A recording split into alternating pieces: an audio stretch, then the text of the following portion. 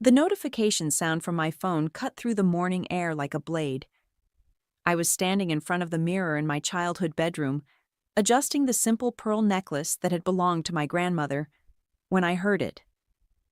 My wedding dress hung perfectly. Nothing extravagant, just elegant ivory silk that made me feel beautiful.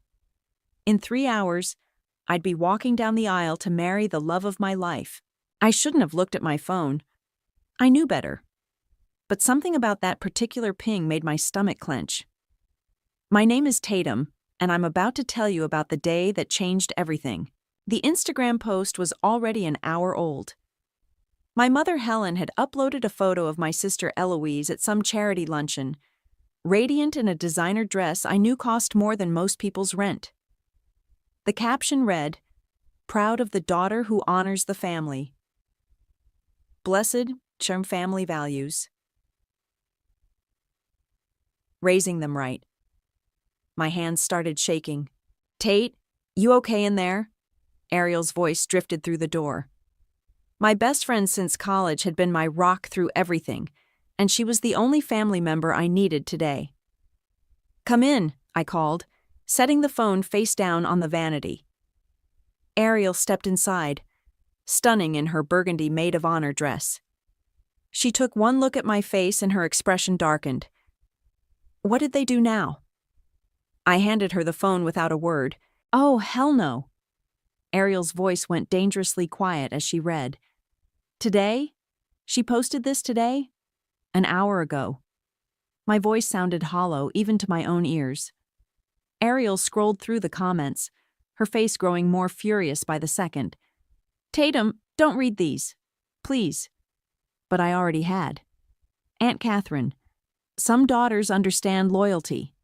Cousin Marcus. "Glad to see one of Helen's girls turned out right." Uncle David.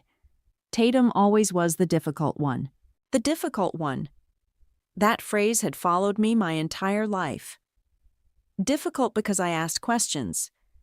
Difficult because I didn't smile and nod when they criticized my career, my choices, my husband-to-be.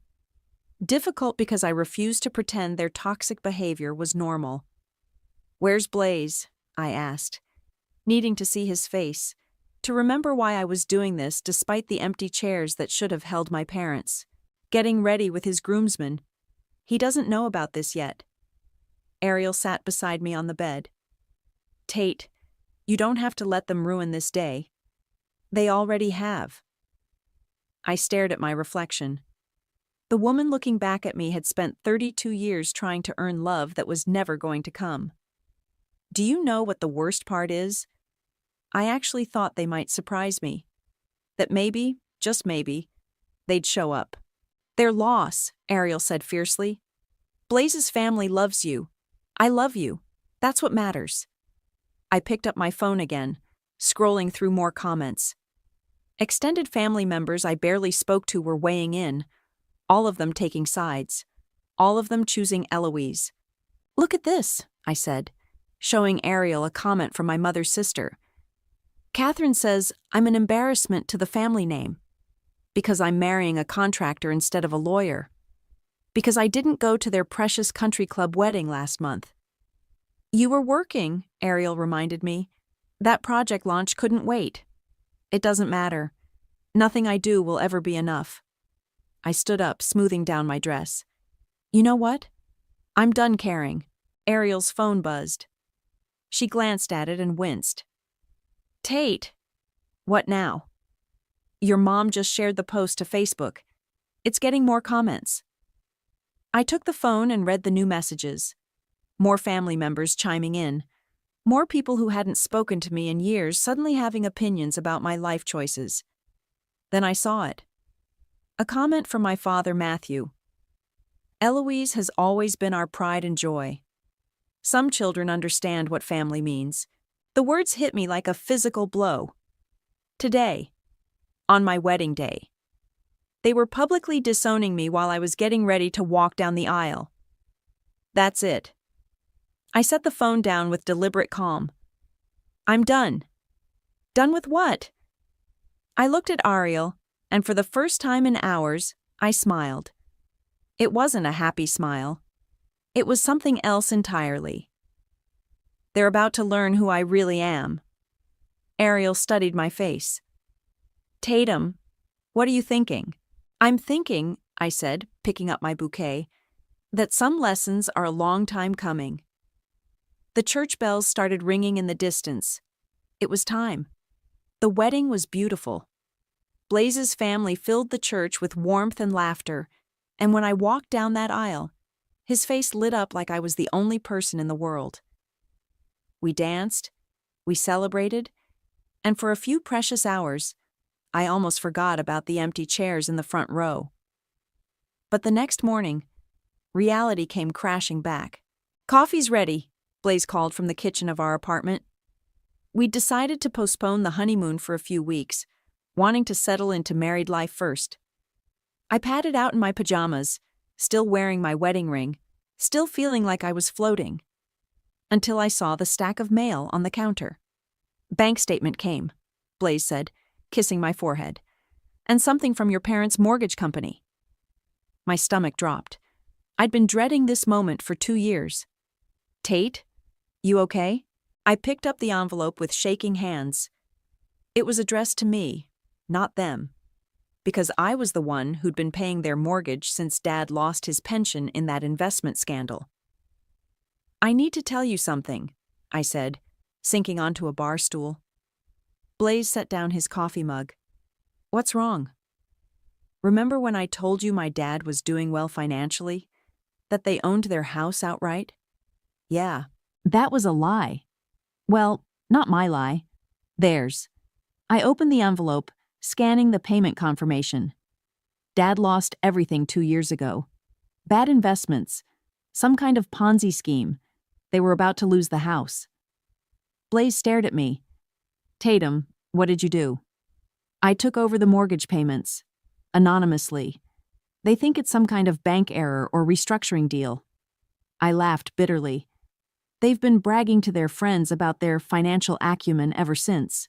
Jesus Christ. Blaze ran his hands through his hair. How much? $3,000 a month.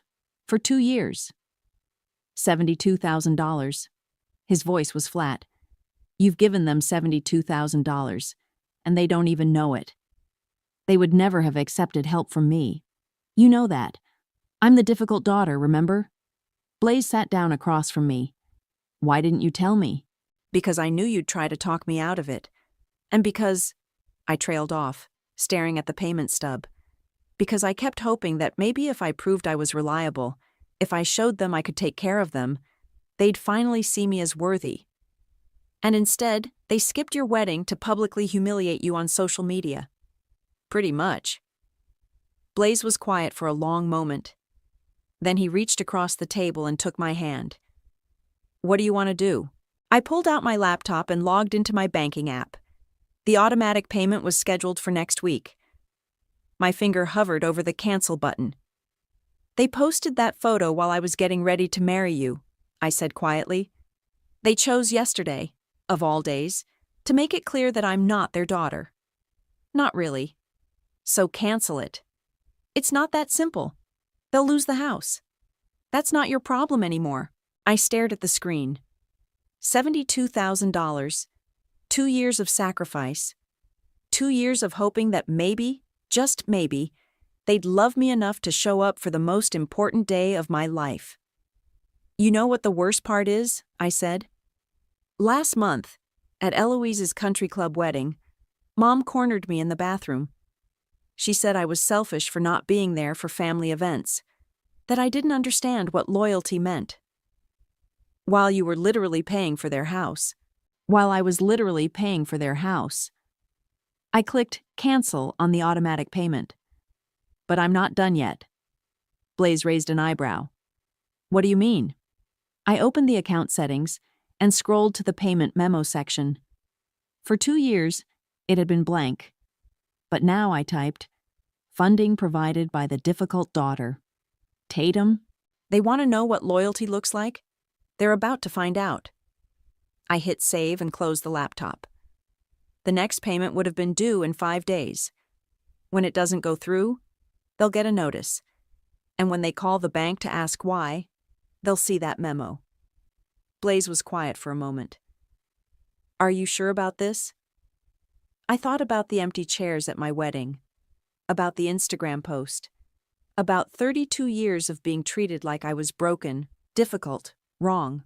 I've never been more sure of anything in my life. My phone buzzed with a text from Ariel. How are you feeling today, Mrs. Walton? I smiled, typing back, like I'm finally free. But I wasn't free yet. Not completely. There was still one more thing I needed to do. 3 weeks later, the envelope arrived. I was working from home when the mail carrier knocked. Certified letter, he said, handing me the clipboard to sign. Needs to go to a Matthew Fletcher, but it's being forwarded to this address. My heart hammered as I signed my name. The return address made my mouth go dry. First National Bank, Foreclosure Department. Thanks, I managed, closing the door with shaking hands. The envelope was thick, official-looking. I knew what was inside before I even opened it. Final notice of foreclosure. 30 days to bring the account current or face eviction proceedings. I sat at my kitchen table, staring at the letter. The amount due was staggering. Not just the missed payment, but late fees, legal costs, processing charges. Nearly $4,000. My phone rang. Blaze. Hey, how's your day going? His voice was warm, normal. He had no idea I was holding the nuclear bomb that would destroy my parents' carefully constructed life. Interesting, I said. The foreclosure notice came. Silence. Then, Jesus, how do you feel? Honestly? Terrified and exhilarated and sick to my stomach. You don't have to do anything with it, you know. You could just let it sit there. I walked to my desk and pulled out a manila envelope. No, I'm done letting things sit. What are you going to do? I spread the foreclosure notice on my desk, then opened my laptop. It took me 30 seconds to find Mom's Instagram post from my wedding day. I screenshotted it, printed it out, and grabbed a red pen. Tatum? I'm here. I circled the words, honors the family, in red ink, then drew an arrow pointing to it. In the margin, I wrote, define honor. What are you doing? Sending them a care package. I folded the Instagram printout and slipped it into the envelope with the foreclosure notice. They want to know what family loyalty looks like? They're about to get a masterclass. I pulled out a piece of my personal stationery. The expensive kind Mom had always insisted was proper. And wrote, Dear Mom and Dad, I thought you might find this interesting reading. Maybe perfect daughters come with deep pockets. Love, your difficult daughter. Tatum, are you sure about this? I sealed the note in with the other papers. They made their choice on my wedding day. Now they get to live with the consequences. But I wasn't finished. I walked to my bedroom and pulled out the wedding album Ariel had rushed to get printed. I flipped to my favorite photo, Blaze and me during our first dance, both of us laughing at something he'd whispered in my ear. We looked so happy, so in love. I slipped the photo into the envelope. What was that? Blaze asked. A reminder of what they missed. I addressed the envelope to my parents' house, the house I'd been paying for, and walked to the mailbox before I could change my mind. The next morning, Ariel called. Did you see your mom's Facebook? She asked without preamble. No, I deleted the app. Why? She posted some cryptic quote about betrayal and ungrateful children. Very passive-aggressive, even for her. I laughed. They got my package. What package? I told her everything. The foreclosure notice, the Instagram printout, the wedding photo. Holy shit, Tatum. You really did it. I really did it. How do you feel? I thought about it. Like I'm finally fighting back instead of just taking it. Good. It's about time. Ariel paused. But you know they're going to call, right? Probably today. As if on cue, my phone started buzzing. Mom's number. Speak of the devil, I said. Are you going to answer? I watched the phone ring. and ring and ring. Nope. It went to voicemail, then immediately started ringing again. They're persistent, Ariel said. They're desperate. I turned the phone face down. Let them sweat. The phone rang 6 more times over the next hour. Each time, I let it go to voicemail. I didn't listen to the messages. Around noon, Eloise called. Tatum, what the hell did you send Mom and Dad? The truth. They're freaking out. Mom's been crying all morning, and Dad locked himself in his office. Maybe they should have thought about that before they publicly humiliated me. This is about your wedding? Tatum, that was just a misunderstanding. No. My voice was steel. It wasn't a misunderstanding. It was a choice. They chose to skip my wedding and shame me online instead. Now they get to live with what that choice cost them. You're being vindictive. I'm being honest. For the first time in my life. Eloise was quiet for a moment. What do you want from them? Nothing. That's the point. Tatum, please. They're your parents. Are they? Because parents show up for their children. Parents don't publicly humiliate them.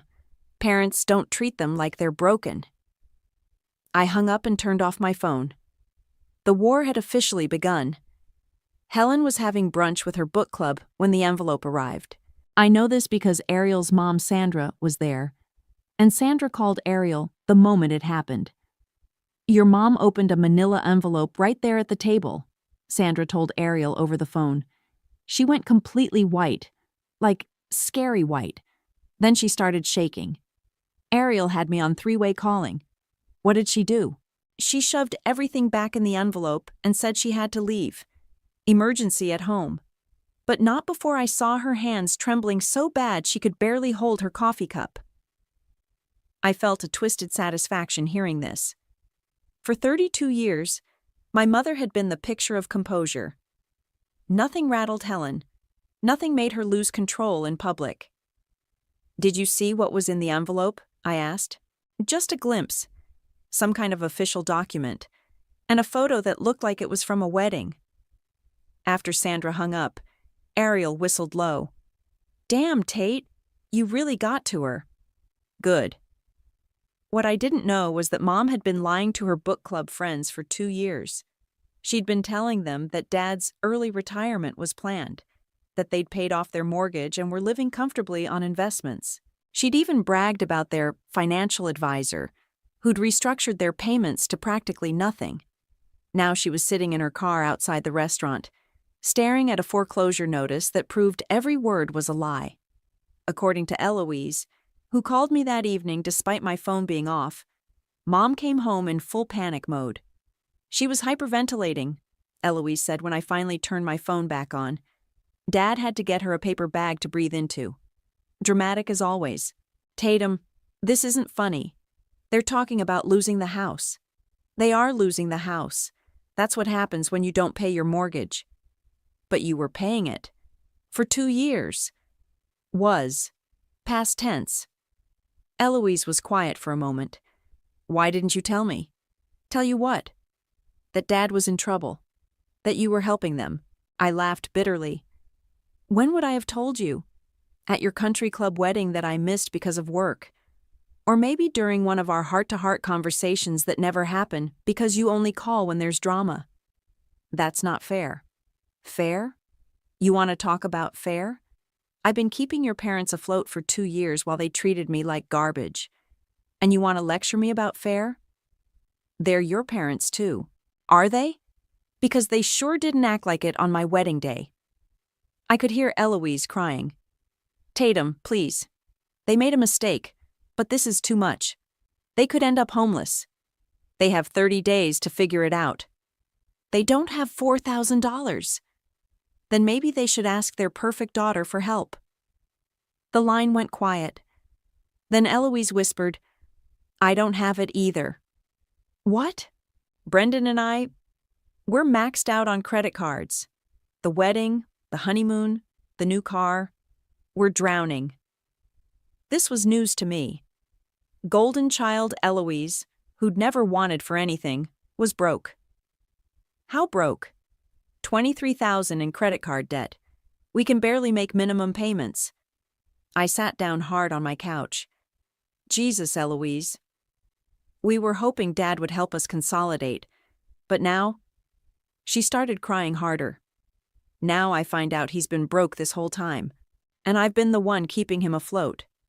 Why didn't you tell us? Because you never asked. None of you ever asked how I was doing, what I needed, if I was okay. You just assumed I was fine, because I'm the difficult one who doesn't need anyone. That's not true. Isn't it? When's the last time you called just to check on me? When's the last time Mom asked about my job, my life, my happiness? Eloise couldn't answer. They're having an emergency family meeting tomorrow, she said finally. They want you there. Of course they do, now that they need something. Will you come? I looked around my apartment, my safe space, my sanctuary away from their toxicity. Yeah, I said. I'll come. Really? Oh, I wouldn't miss this for the world. After I hung up, Blaze came home from work to find me sitting in the dark. How'd it go? He asked, flipping on the lights. Better than expected. Apparently, perfect daughter Eloise is 23,000 in debt and can't help Mommy and Daddy. Blaze sat beside me. How do you feel about that? Like karma's working overtime. And the family meeting? I smiled. It wasn't a nice smile. I'm going to enjoy every second of it. The family meeting was set for Sunday at 2 p.m. I showed up at 2:15, just late enough to make a point. Mom answered the door, looking like she'd aged 5 years in 3 days. Her usually perfect hair was pulled back in a messy bun, and she wasn't wearing makeup. Tatum, thank God you're here. Helen. I walked past her into the living room where Dad and Eloise were sitting on the couch. Brendan was in the armchair, looking uncomfortable. Don't I get a hug? Mom asked. No. The room went silent. I sat in the chair across from them, crossing my legs and waiting. Dad cleared his throat. Tatum, we need to talk about this misunderstanding. What misunderstanding? The mortgage situation. There seems to be some confusion about the payments. I laughed. Confusion? Dad, I've been paying your mortgage for 2 years. There's no confusion. That's impossible. The bank restructured our loan. The bank didn't restructure anything. I took over your payments when you lost your pension in that investment scam. Mom's face crumpled. How did you know about that? I'm not stupid, Helen. You think I didn't notice when Dad suddenly retired and you started shopping at Target instead of Nordstrom? We were going to tell you. When? After you lost the house? After you'd exhausted every other option? Eloise leaned forward. Tatum, they were embarrassed. They didn't want to burden you. Burden me? I'm their daughter. But apparently, I'm only useful when you need money. That's not true, Dad said. I pulled out my phone and opened my banking app. Want to see the receipts? $72,000 over 2 years. Every month, like clockwork. Brendan whistled low. 72 grand? Brendan, Eloise hissed. What? That's more than I make in a year. I looked at him. Speaking of money, how's that credit card debt treating you? His face went red. That's none of your business. Nothing's my business until you need me to fix it. Mom started crying. Tatum, please. We're sorry about the wedding. We made a mistake. A mistake? You publicly humiliated me on the most important day of my life. You chose to skip my wedding to post about how wonderful Eloise is. We were upset about you missing Eloise's engagement party. I was working. I had a project launch that couldn't wait. But even if I'd been free, since when is missing a party grounds for skipping your daughter's wedding? Dad stood up. You've always been difficult, Tatum. Always stirring up drama. Difficult? I've been bankrolling your lifestyle for 2 years without asking for so much as a thank you. And I'm difficult? We didn't ask you to do that. Because you didn't know I was doing it. You thought some magical bank fairy was paying your bills. I stood up, and walked to the mantel where they kept their family photos. Every single one featured Eloise prominently. I was in maybe 3 of them, always in the background. You want to know what difficult looks like? I turned back to face them. Difficult is finding out your parents are about to lose their house and taking over their mortgage payments without being asked. Difficult is watching them brag to their friends about their financial success while you're the one funding it. Difficult is hoping that maybe, just maybe, if you prove yourself useful enough, they'll finally love you. We do love you, Mom whispered. No, you don't. You love what I can do for you. There's a difference. I walked back to my chair and sat down. But here's the thing. I'm done being useful. Tatum, please, Eloise said. They'll lose everything. They lost me first. I reached into my purse and pulled out a manila folder. Since we're having a family meeting, I thought you might want to see these. I dropped the folder on the coffee table. It landed with a heavy thud. What is that? Dad asked. 2 years of financial records, bank statements, payment confirmations, email exchanges where you begged me for help before I started paying anonymously.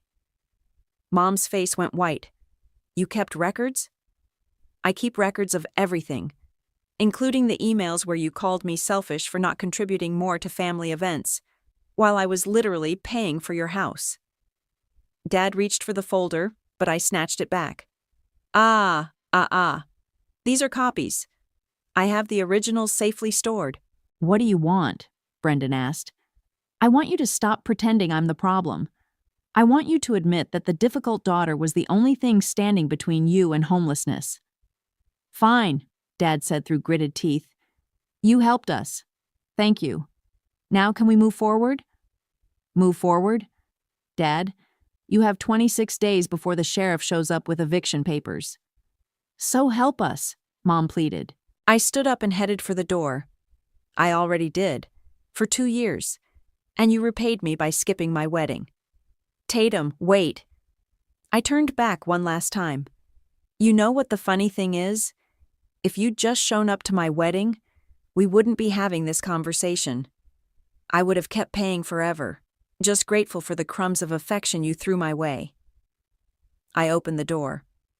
But you couldn't even give me that. So that's it? Eloise called after me. You're just going to let them lose everything? I'm not letting them do anything. They did this to themselves. I walked to my car, leaving them sitting in the house I'd been paying for, finally understanding exactly who their difficult daughter really was. I was halfway home when my phone rang. Unknown number. Tatum, it's Catherine. Mom's sister. I hadn't spoken to her since Christmas 2 years ago. Hi, Catherine. Can we meet? I have something you need to know. About what? About your family. About Brendan. About things that aren't what they seem. I pulled into a Starbucks parking lot. What kind of things? Not over the phone. Can you meet me at the diner on 5th Street? The one near the old movie theater? When? Now. 20 minutes later, I was sitting across from my aunt in a cracked vinyl booth. Catherine looked nervous, fidgeting with her coffee cup. I should have called you sooner, she said, but I didn't know how bad things had gotten until today. What are you talking about? Helen called me after your meeting. She's desperate, Tatum, begging me to talk sense into you. And I told her she made her bed. Catherine leaned forward. But there's something else. Something about Brendan that your sister doesn't know. My stomach clenched. What about him? He's been pawning things. Family heirlooms. Your grandmother's jewelry that was supposed to go to you and Eloise. What? I saw him at Murphy's pawn shop last month. He was selling your grandmother's pearl necklace. The one she wore in her wedding photo. I felt sick. Does Eloise know? I don't think so. But that's not all. Catherine pulled out her phone and showed me a photo. I followed him after that. He went to 3 more pawn shops that day. The photo showed Brendan coming out of a shop with a satisfied look on his face. How long has this been going on? At least 6 months. Maybe longer. Catherine put her phone away. Your parents think he's this perfect son-in-law, but he's been stealing from the family to pay off his debts. Jesus Christ. There's more. I have a friend who works at the bank. She told me Brendan tried to get a loan using your parents' house as collateral. Last week. He what? He forged Matthew's signature on a loan application. $50,000. The only reason it didn't go through was because the house is already in foreclosure. I stared at her. You're telling me that while my parents are about to lose their house, their perfect son-in-law is trying to steal it out from under them? That's exactly what I'm telling you. My phone buzzed. Text from Eloise. Can we talk? Privately? I showed Catherine the message. Speak of the devil. Are you going to tell her? I don't know. Maybe she should hear it from you. She won't believe me. You know how she is about Brendan. Catherine was right. Eloise worshipped her husband. She'd never believe he was capable of this. I texted back, meet me at the park on Elm Street. 1 hour. Catherine grabbed my hand. Tatum, I know I haven't been the best aunt. I should have stood up for you more over the years. Why didn't you? Because it was easier to go along with Helen's version of things. But watching what happened at your wedding, seeing how they treated you, I can't stay quiet anymore. What changed your mind? You did. The way you handled that family meeting today. You didn't scream or throw a tantrum.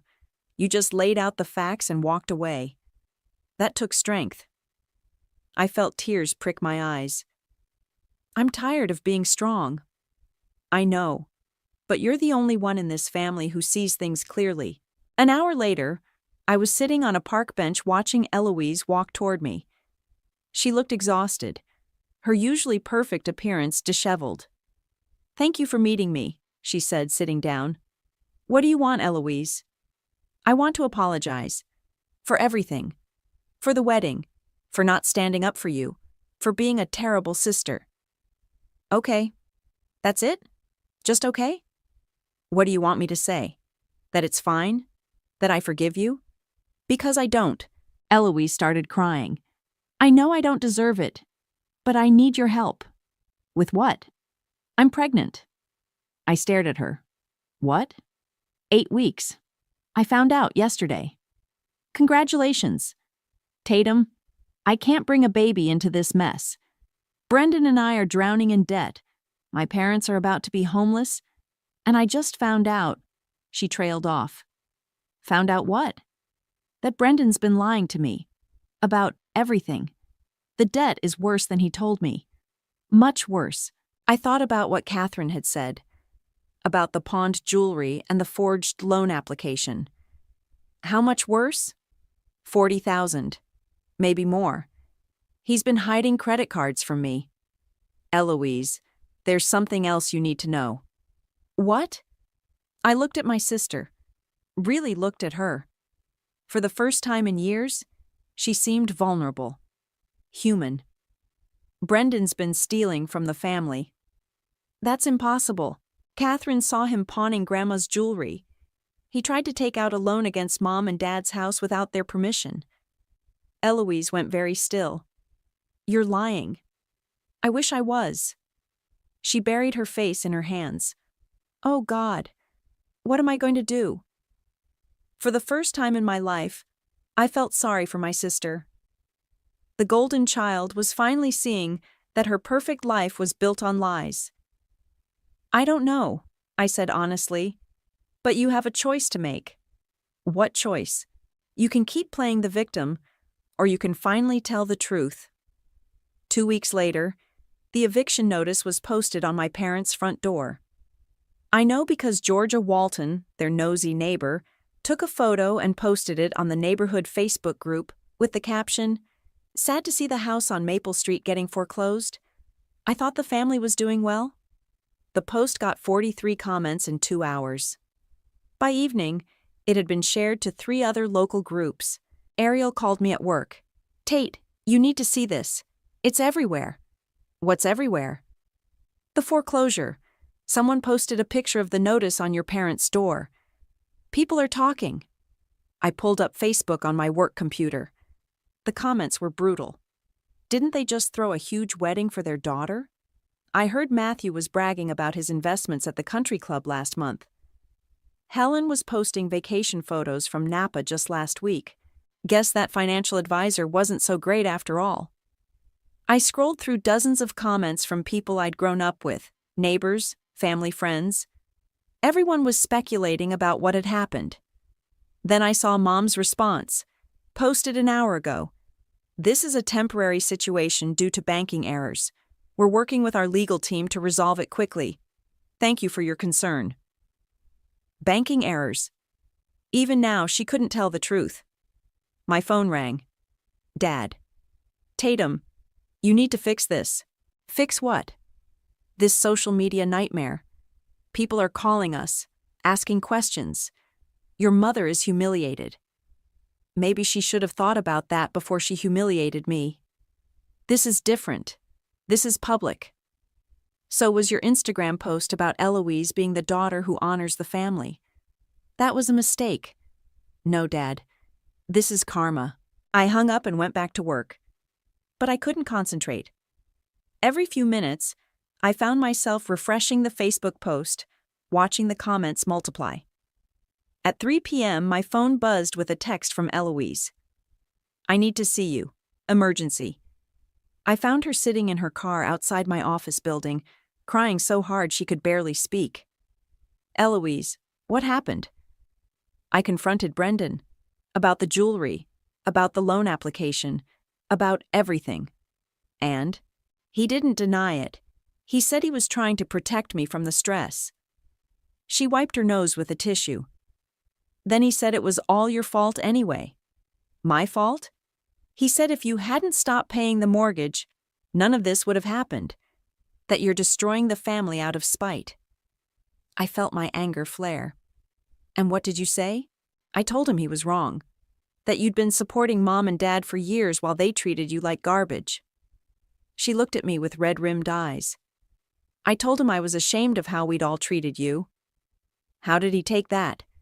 He said I was choosing you over him. That I was being manipulated. She started crying again. So I left. Left? I packed a bag and left. I'm staying at Catherine's. I stared at my sister. In 32 years, I'd never seen her stand up to anyone. What about the baby? I don't know. I can't think about that right now. She pulled out her phone. Tatum, I want to do something, but I need to know you're okay with it. What? I want to tell the truth. Publicly. About everything. Eloise. No, listen.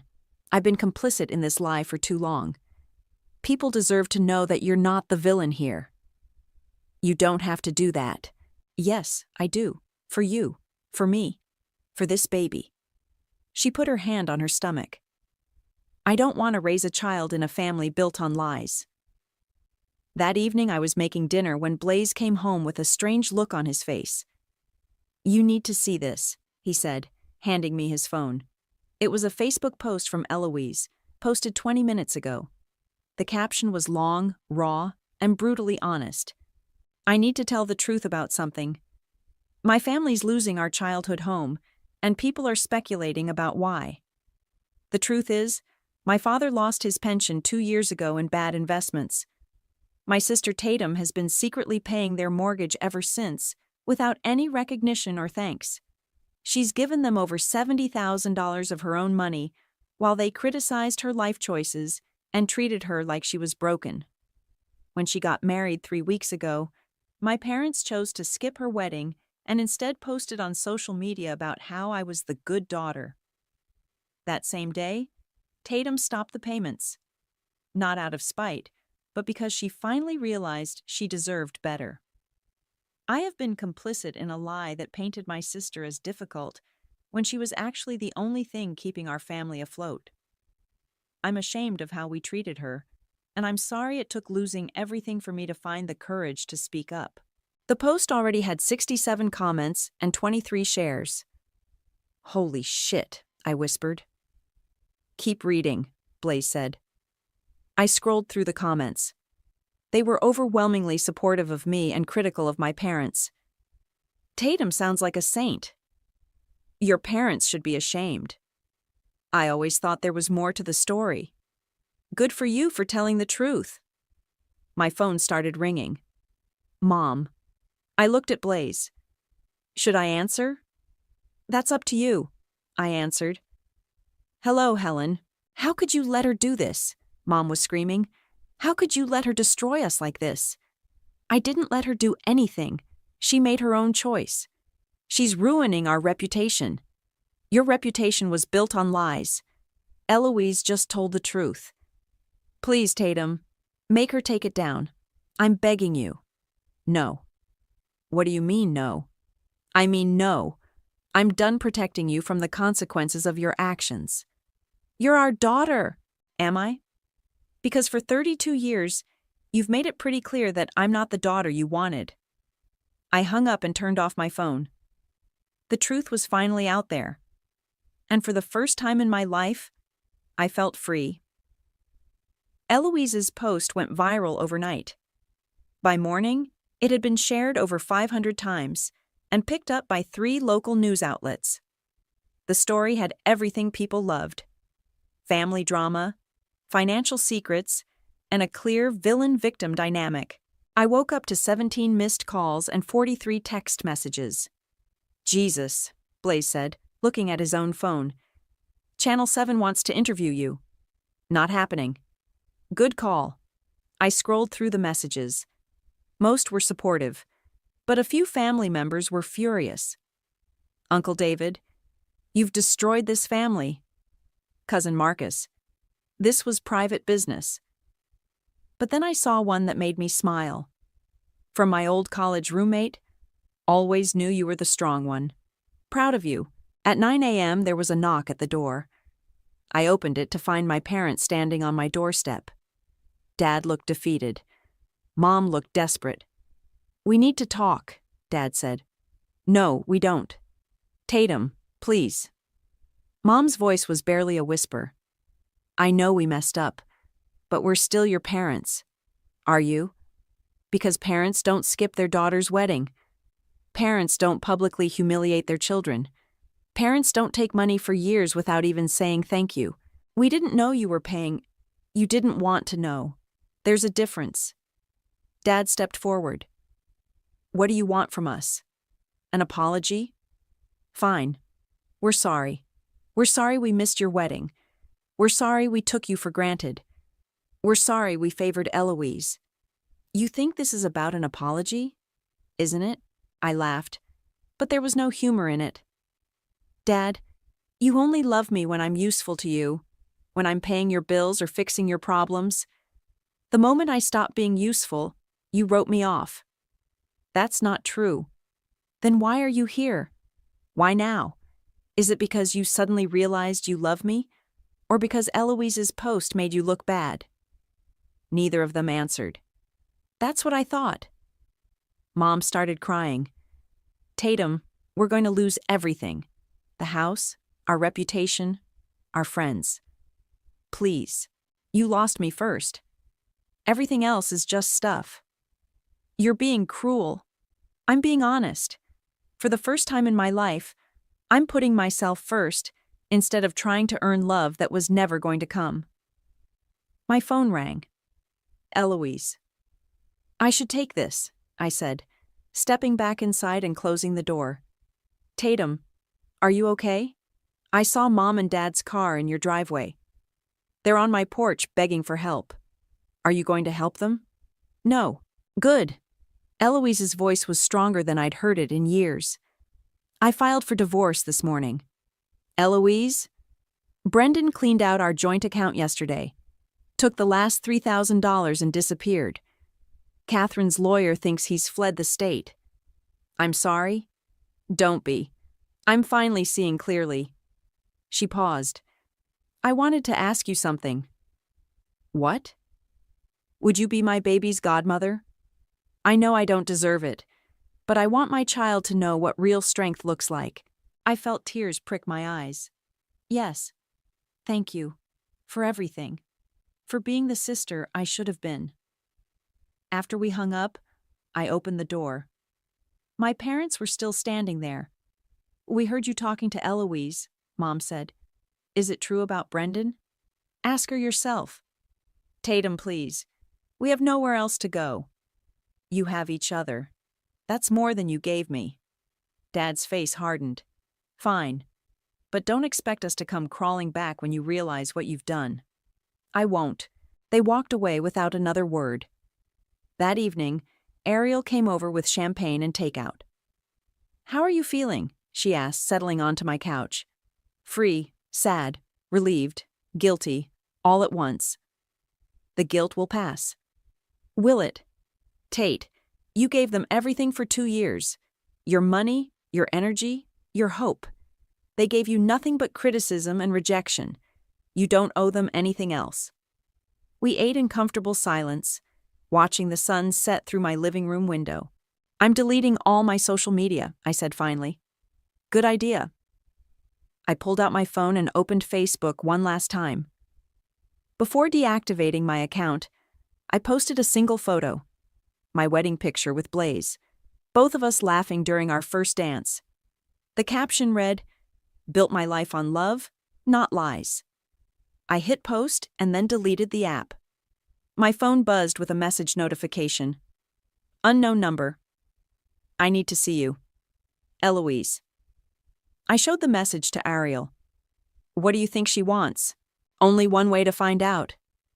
I typed back, "When?" "Tomorrow. I have something to give you." I set the phone aside and looked around my apartment. My home, my sanctuary.